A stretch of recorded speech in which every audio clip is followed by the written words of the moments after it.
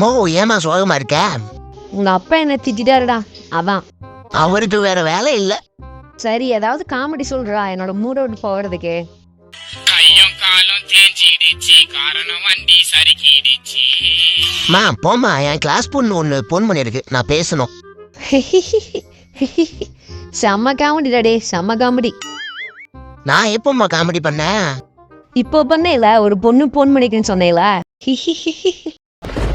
அசையாத மரம் ஒன்று உயிர்ந்தது கீழே.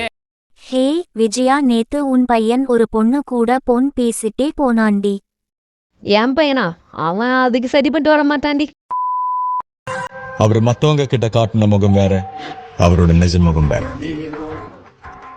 ஹாய் டோலி, தேட்ரா இது